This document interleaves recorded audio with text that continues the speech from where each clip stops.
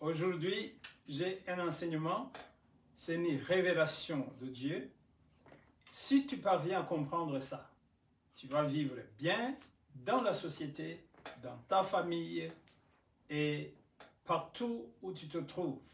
Tu auras moins de tourments à cause de la compréhension de cet enseignement, ou la révélation ou l'illumination sur cet enseignement, sur cette réalité, sur cette vérité de la vie. Voilà, nous allons lire 1 Corinthiens chapitre 12, versets 4, 5 et 6. Il est dit, il y a diversité de dons, mais le même esprit. Diversité de ministères, mais le même Seigneur. Diversité d'opérations, mais le même Dieu qui opère tout en tous. Je vais parler de la diversité. Dieu, c'est un Dieu diversifié, qui aime la diversité. Pourquoi? On va le voir. Pourquoi Dieu aime la diversité et c'est lui qui a créé les diversités. Les gens sont différents. Pourquoi? Nous avons des forces différentes, nous avons des caractères différents, nous avons des résistances, des fragilités, des sensibilités, tout est différent. Pourquoi? Parce que nous avons un Dieu diversifié qui nous a créés de façon diversifiée aussi. Voilà, la Bible dit, 1 Corinthiens chapitre 12, verset 17.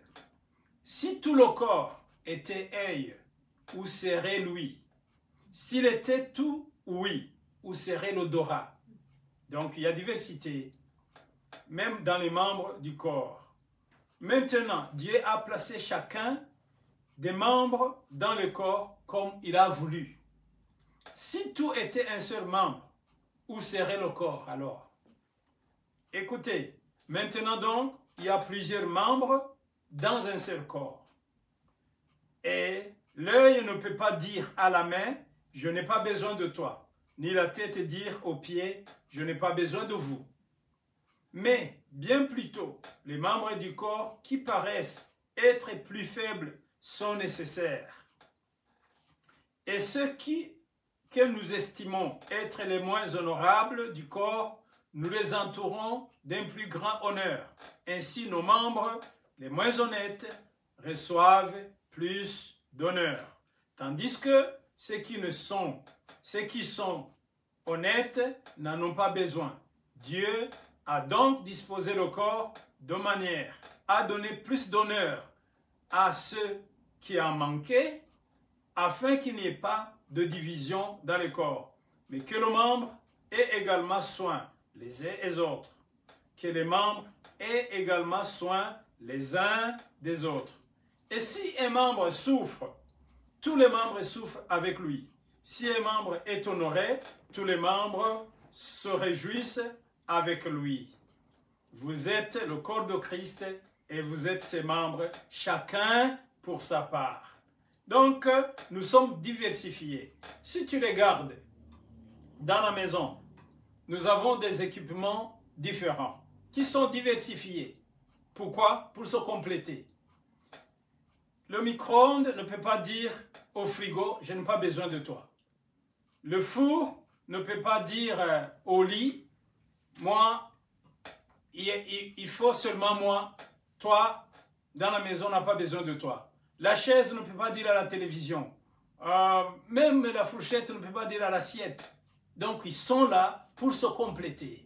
Ils sont là pour se compléter. Donc, nous sommes diversifiés. La diversité est nécessaire. Je vais te dire pourquoi. Diversité de dons, diversité de méthodes de travail, diversité de ministères, mais tout est utile et nécessaire. Donc, nous sommes différents pour une raison. Pourquoi sommes-nous différents? On va voir. Nous sommes différents pour un.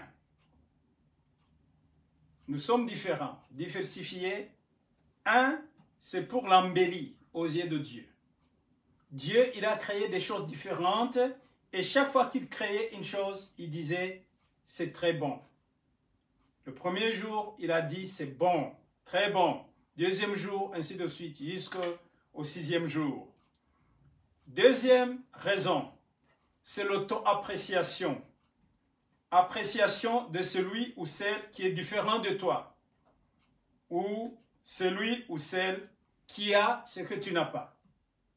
Donc, il est différent de toi et tu as besoin de lui parce qu'il a ce dont tu as besoin mais que tu n'as pas et vice-versa. Troisième raison, autocomplément. Il faut se compléter parce que tu ne peux pas avoir tout. Dieu, il a donné un don à tel, il a donné l'autre don à tel, l'autre capacité à tel et l'autre capacité à tel. Et ensemble, nous faisons l'embellie et ensemble, nous complétons et nous amenons la force. Donc, chacun aura besoin de l'autre comme l'œil a besoin de l'oreille et l'oreille et la tête a besoin des pieds comme nous avons lu dans la Bible. Donc, Dieu, il n'a pas donné tout à une seule personne, il a diversifié les dons et les capacités pour que nous nous complétions. C'est pour l'autocomplément. Besoin de l'autre. Quatrième raison, Dieu a diversifié les dons pour éviter l'orgueil venant de l'autosuffisance. C'est qui est donc l'autosuffisance est attribuée à Dieu seul. C'est Dieu seul qui a tout et qui peut tout faire sans être aidé par personne. Il est autosuffisant. Il est Dieu. Il a tout. Mais les hommes, les humains, il les a donnés chacun un don. Écoutez ce que la Bible dit. Tous ont-ils le don de guérison? Non. Tous parlent-ils en langue dans l'église? Non. Tous interprètent-ils? Non. Tous sont-ils apôtres? Non. Tous sont-ils prophètes? Non. Tous sont-ils docteurs ou enseignants? Non. Tous ont-ils le don de miracle? Non. Donc, c'est différent.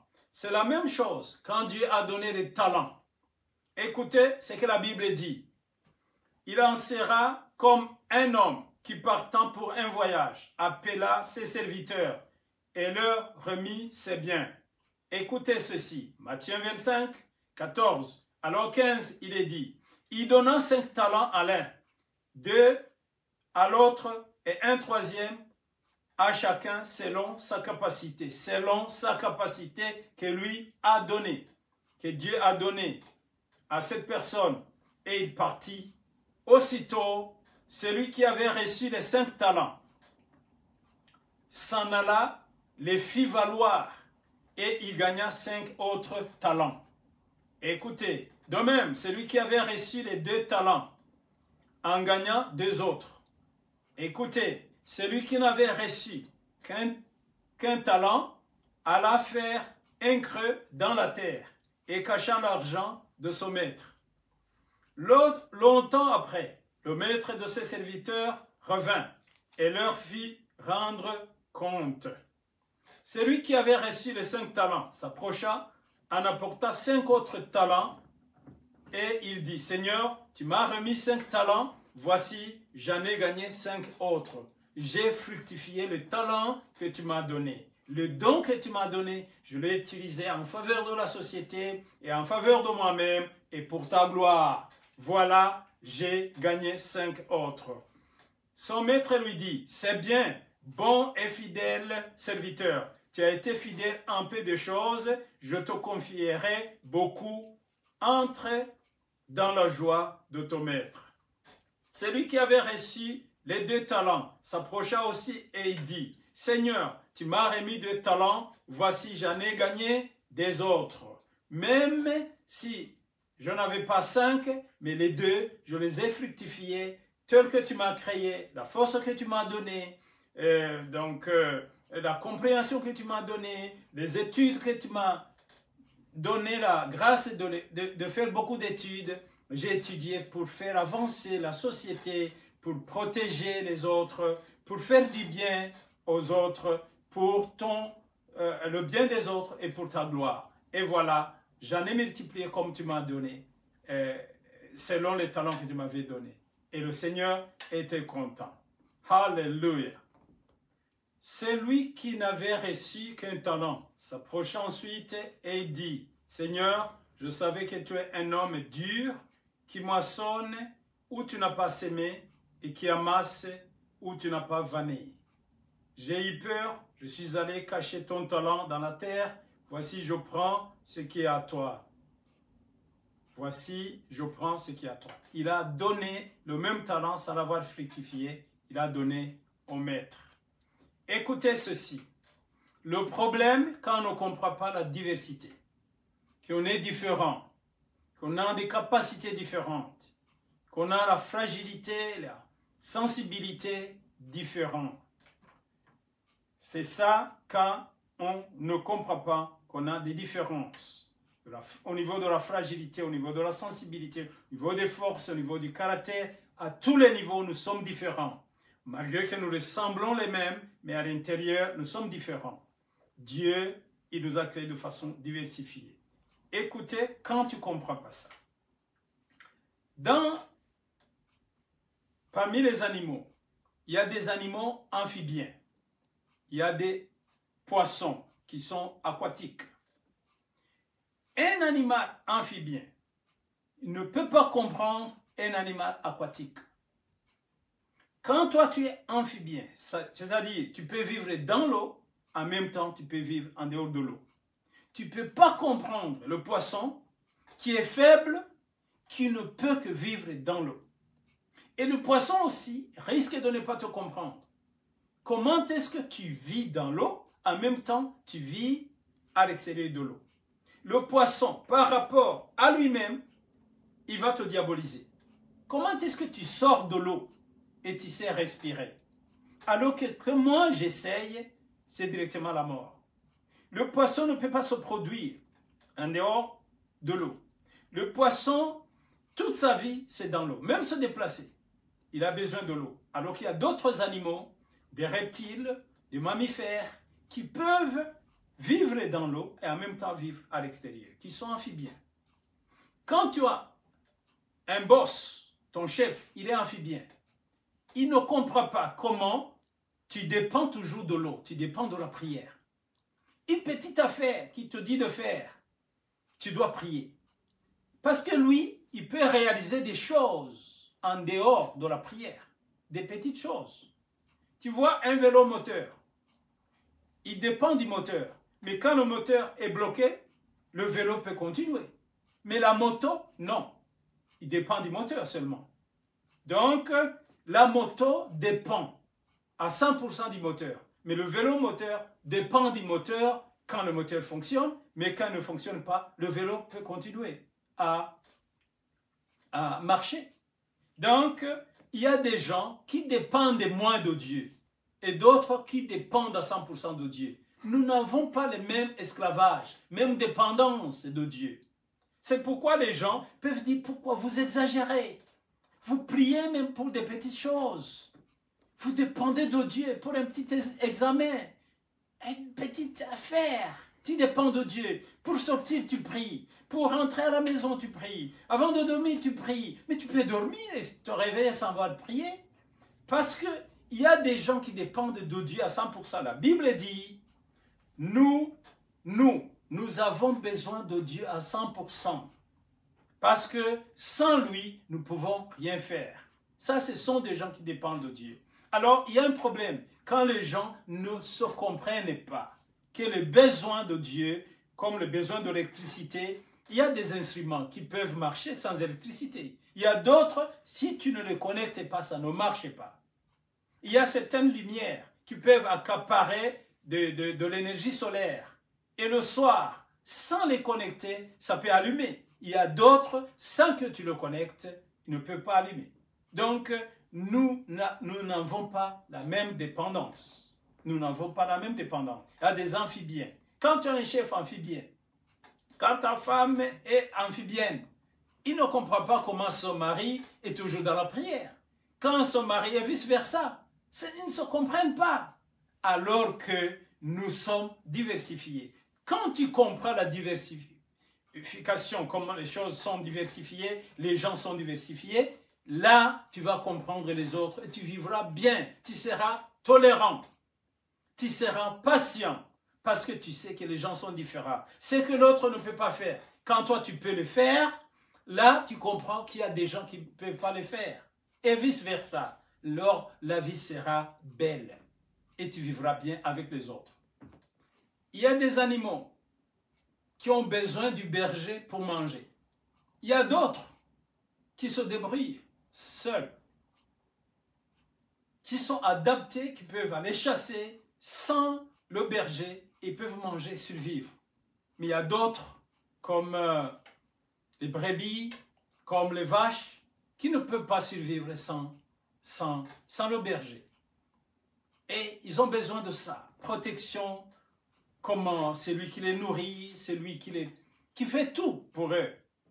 Alors la dépendance du berger aussi est différente.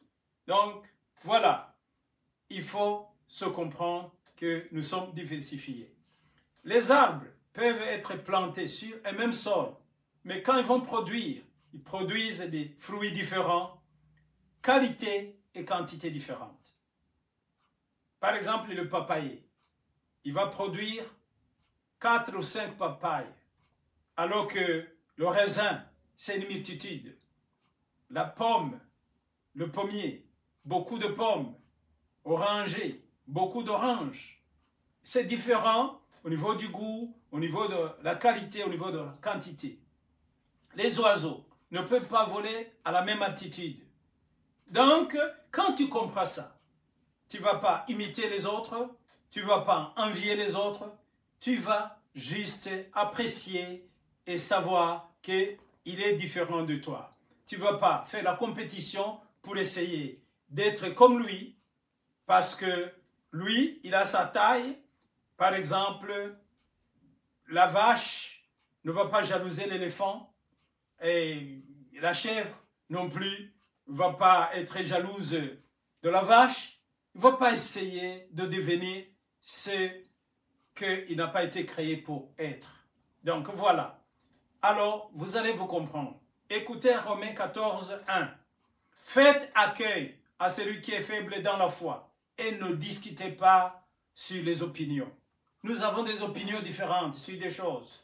Sachez que nous ne pouvons pas avoir les mêmes opinions sur des choses. Comprenez que nous avons des opinions différentes. Alors, si vous êtes dans une association, n'attendez pas qu'un jour, vous aurez une seule opinion sur une chose. Certains vont dire que c'est noir, et les autres vont dire c'est blanc. Les autres vont dire c'est rouge. Les autres vont dire il n'a même pas de couleur. Alors, comment tu vas concilier toutes ces choses? Nous avons des opinions différentes. Tel croit pouvoir manger de tout. Tel autre qui est faible ne mange que de légumes.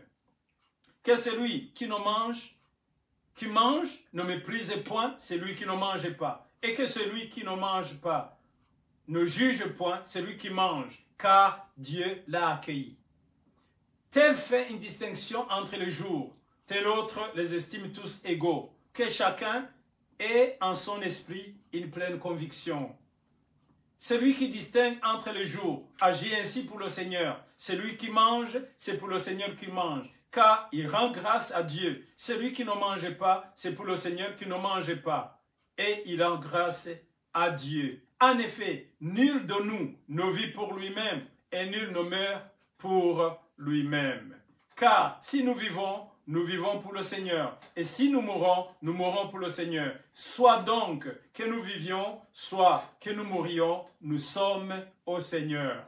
Alléluia. Donc, nous sommes diversifiés. Qu'on ne se méprise pas, qu'on ne s'adore pas, qu'on se compare même pas. Nous sommes différents et nous sommes différents. C'est Dieu qui l'a fait comme ça, que nous soyons différents et que nous soyons complémentaires et que nous nous apprécions mutuellement et que chacun ait besoin de l'autre et que nous vivions sachant que nous sommes différents, que la femme n'est pas comme l'homme n'est pas comme la femme, les parents ne sont pas comme les enfants ne sont pas comme les parents, et les leaders ne sont pas comme ceux qui sont donc les habitants du pays qui sont conduits par les leaders. Donc, sachez que nous sommes différents. Que celui qui est conduit obéisse à celui qui le conduit. Que le professeur sache que l'élève n'est pas comme lui. Et que l'élève, mêmement, sache que le professeur est dit différent. Que les animaux sachent, donc, comme les animaux savent qu'ils sont différents. Donc, nous sommes dans une même forêt, nous sommes sur une même terre, nous sommes dans une même société, mais nous sommes différents. Sachez que nous sommes différents. Dans le foyer, nous sommes différents, autocomplémentaires. Nous nous apprécions mutuellement. Chacun a besoin de l'autre. Dans le foyer, à la maison, dans la société, à l'école, dans le gouvernement. Il y a le ministère des Finances qui a besoin du ministère de l'Agriculture. Il y a le ministère de l'Agriculture qui a besoin du ministère de Santé. Il y a l'armée qui a besoin des cultivateurs, vice-versa. Il ne peut pas vivre seul, garder la sécurité du pays sans manger. Il ne peut pas le faire sans étudier. C'est pourquoi on a besoin du ministère de l'enseignement. Donc, même dans un seul ministère, il y a plusieurs départements aussi qui sont différents, qui sont complètes pour que la société soit belle et que la société, donc, soit diversifiée pour le bienfait de tout un chacun. À Dieu soit la gloire. Alléluia. Bien-aimés dans le Seigneur, nous disons merci à Dieu pour vous. Il a disposé vos cœurs pour écouter la parole de Dieu qui vient de lui. Continuez comme ça. Vous faites bien d'obéir à la parole de Dieu, d'écouter et surtout de mettre en pratique. Continuez comme ça. Vous faites bien et c'est pour l'embellie de votre vie, de votre avenir, de votre futur. Continuez à partager cette parole avec les autres. Soutenez la parole de Dieu et le ministère de Dieu comme vous le pouvez, comme vous continuez à le faire. Partagez la parole de Dieu avec vos amis et écoutez encore une fois jusqu'à comprendre. Parce que quand tu écoutes une fois, des fois, tu n'as pas bien compris. Répète encore, revois encore, réécoute encore cet enseignement. Comme ça, tu comprendras ce que l'Esprit veut te dire. À lui soit la gloire et qu'il vous bénisse abondamment. Alléluia. Amen.